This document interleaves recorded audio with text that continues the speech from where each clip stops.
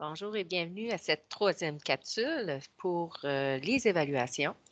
Donc, pour cette capsule ici, la petite mise en contexte qu'on a, c'est que normalement, le professeur va offrir deux examens. Donc, en temps réel, il va y avoir deux copies d'examens différents, que l'étudiant peut choisir une copie ou l'autre copie.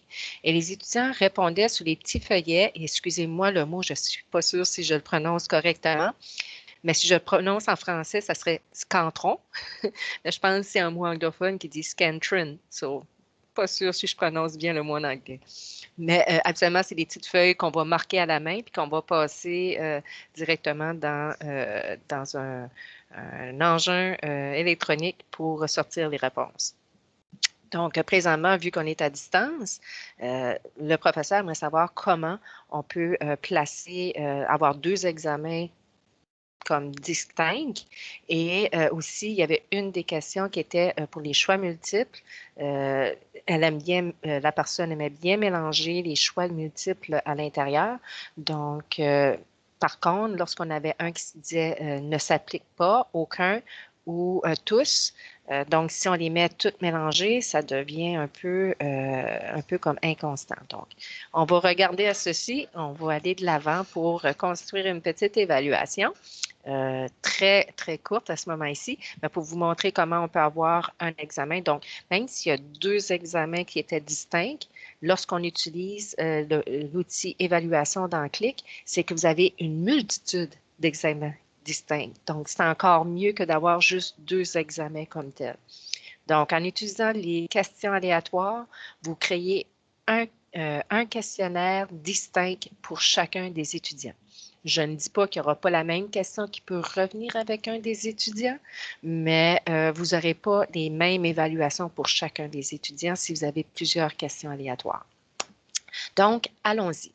Donc, comme je dis toujours, préparez vos questions dans la bibliothèque de questions. Donc, je vais aller sur la bibliothèque de questions et je ne ferai pas beaucoup de questions en ce moment ici. C'est juste pour vous montrer rapidement à quoi ça peut ressembler. Donc, je vais cliquer sur bibliothèque de questions là parce que je vais me faire une nouvelle section. Donc, je vais aller sur nouvelle et je vais me faire une section où je vais placer toutes mes questions de l'examen, par exemple, à un point. Donc, ici, par contre, l'examen qu'on a l'exemple, c'est toutes des questions à choix multiples et les questions valent tous un point. Donc, je vais juste faire une section choix multiples et je vais juste mettre CM puis examen final. Donc, toutes mes questions vont être à cet endroit-là. Et pour m'assurer que je fais bien mes questions dans le bon dossier, je vais cliquer sur mon dossier ici pour m'assurer que mes questions soient toutes à l'intérieur. Donc, les questions en développement, ici, je ferai nouvelle et j'irai sur questions à choix multiples, excusez-moi. Je me suis mélangée un petit peu dans mes propres mots. Donc, questions à choix multiples et je créerai mes questions ici. Donc, quel est, trois petits points, ma question? Ici, j'aurai mes choix de réponse. Donc, je vais mettre jaune, je vais mettre orange, bleu et vert. J'aime bien les couleurs. Hein, comme vous pouvez le voir, les couleurs m'animent. Donc, ici, j'ai mes choix. Je vais indiquer quelle est la bonne réponse. Et vous pouvez voir ici, on peut attribuer un ordre aléatoire aux réponses. Donc, si vous avez, par exemple, toutes ces réponses, je ne ferai pas attribuer l'ordre aléatoire parce qu'habituellement, toutes ces réponses automatiquement viennent en ordre. C'est tout le temps le dernier choix qu'on a à l'intérieur. Puis pour une logique quelconque, c'est un peu la façon qu'ils sont construits. Si vous voulez les avoir aléatoires de toute façon, vous pouvez cocher ici, attribuer un ordre aléatoire aux réponses. Je vais le cocher, vous allez voir à quoi ça va ressembler. Donc, si je préfère enregistrer, je vais choisir enregistrer et copier. Je pense que je vais m'en faire plusieurs. Donc, la prochaine, disons que ça serait bleu qui est la bonne réponse. Je vais m'en faire quelques-unes rapidement. Enregistrer et copier. Ça, c'est un peu la façon que vous feriez, par exemple, que vous voudriez juste changer un chiffre en passant. Un petit truc de côté. Donc, vous avez une question, puis vous voulez avoir la différence entre 10 et 13. Donc, on sait c'est 3.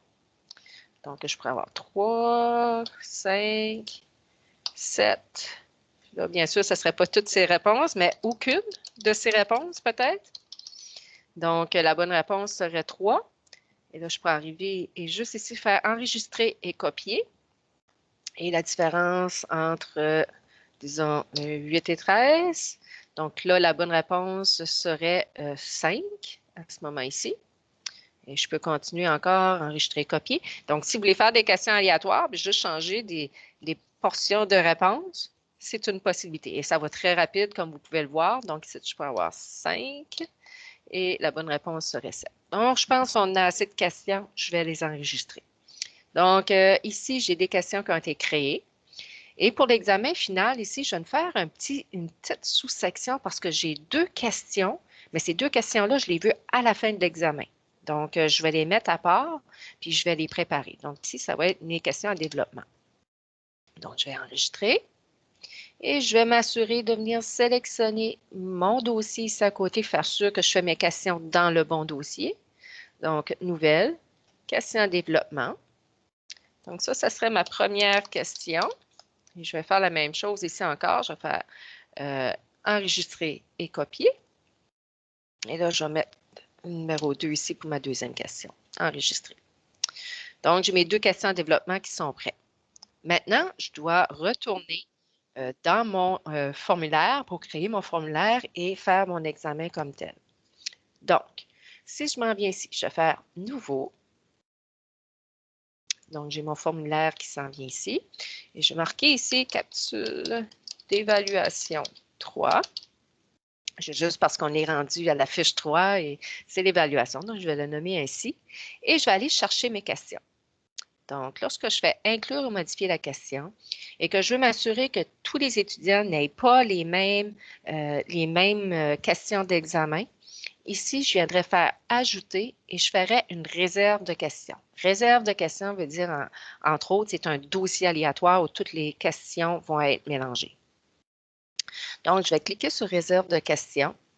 Je vais tout simplement nommer cette question choix multiple ici.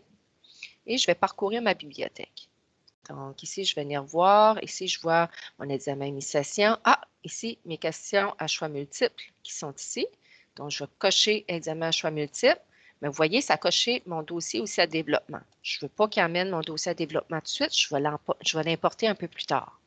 Donc, ici, j'ai toutes mes questions. Je peux faire importer. Je vois que j'ai 5 questions. Donc, je peux prendre mes 5 questions, puis mes 5 questions vont être aléatoires pour chacun des étudiants. Donc, la première ne va pas être nécessairement la première question pour chacun des étudiants. Mais si vous avez encore plus de questions, c'est ça qui est encore plus formidable. Disons que vous avez, je ne sais pas, je vais exagérer, 50 questions. Peut-être que je n'exagère pas non plus parce qu'il y a des cours qui ont besoin de beaucoup de questions pour justement évaluer. Mais si j'aurais 50 ici, je pourrais décider d'en prendre, par exemple, seulement 25 des 50 questions.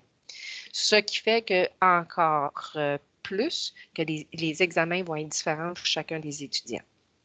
Donc, ça, c'est une des possibilités. Mais là, en ce moment ici, je ne peux pas en mettre 25 parce que c'est plus que qu'est-ce que j'ai. Et pour chacune de mes questions ici, qu'est-ce qui est la valeur pour chacune des questions qui va apparaître? Donc, moi, je vais conserver un point. Je vais enregistrer et fermer. Et là, ici, je vais venir importer. Je vais parcourir ma bibliothèque de questions parce que là, je vais aller chercher mes 2 questions en développement. Fait que là, je vais parcourir la bibliothèque de questions ici. Et je vais juste venir chercher mes 2 questions en développement. Parce que je veux qu'ils restent à la fin, mes 2 questions en développement. Et je vais faire importer. Fait que là, vous voyez, mes 2 questions en développement ont été importées. Ils sont en ordre ici. Mais par contre, mes questions ici à choix multiples, eux, vont être aléatoires pour chacun des étudiants. Donc, je vais revenir en arrière. Je vais tout simplement retourner ici à mon évaluation. Et je n'irai pas dans les restrictions parce que ce n'est pas la question aujourd'hui. Donc, je vais juste laisser ça comme ça et je vais enregistrer et fermer. Et maintenant, je vais vous montrer à quoi que ressemble la copie de l'examen en allant la prévisualiser. Donc, si je m'en viens ici et je m'en viens prévisualiser l'examen. Donc, chaque étudiant qui va commencer leur examen, c'est ça qu'ils vont voir ici. Ils vont cliquer ici sur « Commencer l'évaluation ». Donc, je ne voyais pas derrière mon écran. Et chaque étudiant, dans un ordre distinct, vous voyez ici toutes ces réponses aussi qui peut être. Donc, il peut être comme une première réponse si jamais on le mélange. Donc, ça, c'était une des questions que le professeur ne savait pas comment ça allait fonctionner si on mettait des questions aléatoires. Donc, c'est comme je l'ai montré, si vous cochez ou non cette petite case-là, c'est ça qui va faire si les réponses vont être ici aussi mélangées. Donc, il faut garder ça en tête. Donc, ça d'ici, là, vous pouvez voir, toutes les réponses sont également aléatoires. Donc, un étudiant qui dirait c'est la première réponse, automatiquement, ça serait faux. Et la même chose ici, s'il y aurait, quelle est la différence entre certaines questions arithmétiques. Donc, vous pouvez voir, ils ne sont pas dans le même ordre, ils sont tous mélangés, eux autres aussi. Donc, à ce moment-là, ça pourrait être encore différent comme réponse pour l'étudiant. Et vous voyez ici à la fin, il y a les deux questions de développement que les étudiants peuvent compléter. Donc, voilà, c'était pour vous présenter cette option ici. J'espère que ça vous a plu. Et si vous avez d'autres questions ou si vous avez d'autres exemples que vous aimeriez qu'on prépare des petites capsules, on vous invite à nous les envoyer à la DGT, à commercial-humonton.ca ou tout simplement envoyer un courriel à l'un de nous. Donc, nous allons les recevoir, nous pourrons les traiter également. Donc, bonne journée. À la prochaine.